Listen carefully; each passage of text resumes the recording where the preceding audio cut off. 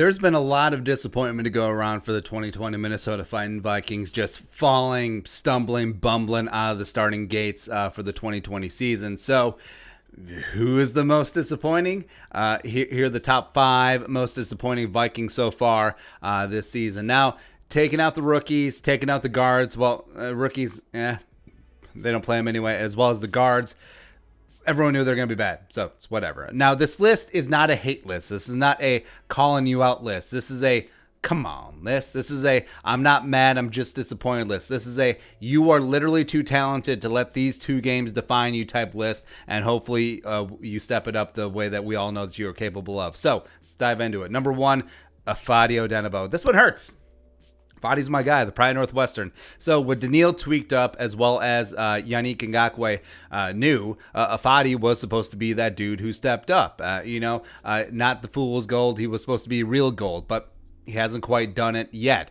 He has only 2 pressures through 2 games on 58 pass rushing reps, as well as 0 sacks. Goose egg, D'Angelo Russell. This after his mini breakout season last year, where he was a rotational piece, played inside-outside, got 26 pressures as well as 7 sacks. Also, his play last year was one of the big reasons why the Vikings were comfortable letting Stephen Weatherly go, letting Everson Griffin walk, even though it would be nice to have either one of them as of right now with Daniil still up on blocks. But 95 can't go down like this. As Yannick is getting integrated into the defense, I think Ifeadi is...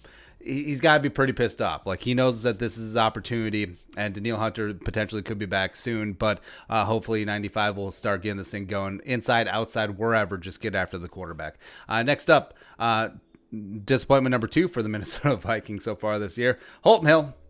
Yeah. So 2018 UDFA coming in year 3.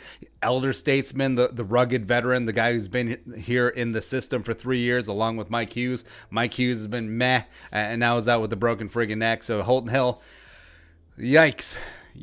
So he has been the lowest PFF graded cornerback in the NFL. The lowest, 6'5". 65th out of qualifying cornerbacks, both in overall grade at a 31.2 as well as pass coverage grade at a 28.9. He has surrendered 111 catches. That'd be a record. 11 catches, 144 yards receiving, and a touchdown, as well as a quarterback rating of 125.4 when thrown out. Remember, perfect quarterback rating is 158.3. So he has not been great. He has been picked on. Yes, Devontae Adams week 1, but a lot of issues in the Colts game as well. Now, they do get a little bit of a break. No A.J. Brown in all likelihood on Sunday. So we'll see how he does against draft bust Corey Davis as well as Adam Humphries. Next up, disappointment number 3 for the Vikings so far this year. Olabisi Johnson. Again, a lot of these hurt. So BC, loved me some BC Johnson, 7th round pick coming out of Colorado State. Phenomenal, humble kid, great route runner, great at getting separation, team first guy, all that stuff. Last year, in the absence of Adam Thielen, he stepped in as the Vikings wide receiver 2, 31 catches, 294, as well as 3 touchdowns, and it looked bright. Like, he was the de facto wide receiver 2 after the Vikings traded Stephon Diggs, as well as they're gonna take it nice and slow with Justin Jefferson, which, okay. But he's been ineffective. He's got 4 catches for 80 yards on 4 targets. Most of that yardage is mainly in garbage time, as well as he did have a big drop in the Colts game that resulted in an interception, as well as he only has a 45.8 quarterback rating when thrown at, which is not great. Remember, throwing it straight into the ground, you get a 39.6. So no bueno there. So yes, I do think that Justin Jefferson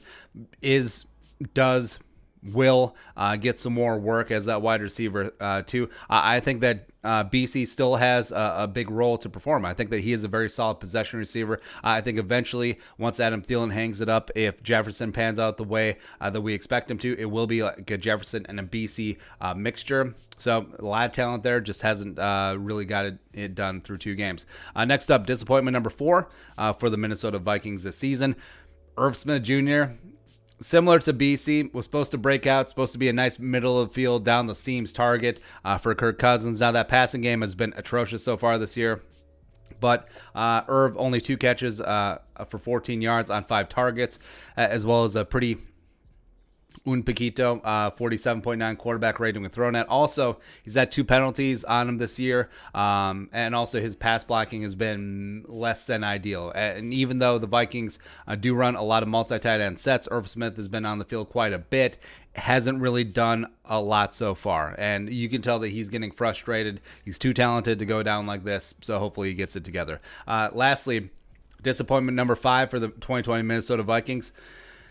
Kirk Cousins, Tim Pot Pizza Ranch dictator. So of the 34 qualified NFL quarterbacks, Kirk Cousins is dead last in the league in quarterback rating at 61.9. Now imagine how bad that would be without garbage time against the Packers in that fourth quarter of the first game. All right. So he was not to blame against Green Bay. The first drive was great. They just never had the ball throughout the game. It was a lot on the defense, yada, yada, yada. The interception to Jar was not great.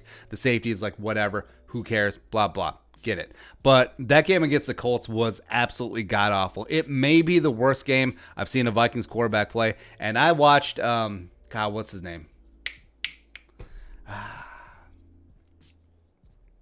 Spurgeon win. Nailed it.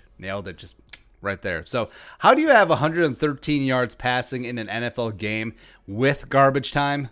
You're supposed to be the garbage time king. Like, you are the reason why you have racked up and jacked up all of those garbage time stats, and all the fantasy football jabronis in this market were just like, Kirk Cousins. Yeah. So where was it? We didn't see it. We saw week 1. Where was it week 2? Huh? As well. How do you put up a 15.9 quarterback rating? Like, how? How is that possible? So Kirk does need to step up. He needs to justify that contract. I do not care if the defense is playing bad or the receivers are meh and the offensive line is porous. You are supposed to be able to overcome that. You're supposed to be that dude. You play the most important position in all of team sports. Kirk, step it up. Woo! All right, so that is all. Other than that, I have no thoughts. So what are your thoughts? What's your take? Who's been disappointing to you? Who should we add to the list? Let us know in the comment section below. Subscribe for daily Vikings takes. If you want to support that work, post on the Venmo. But until next time, Skull Production Value.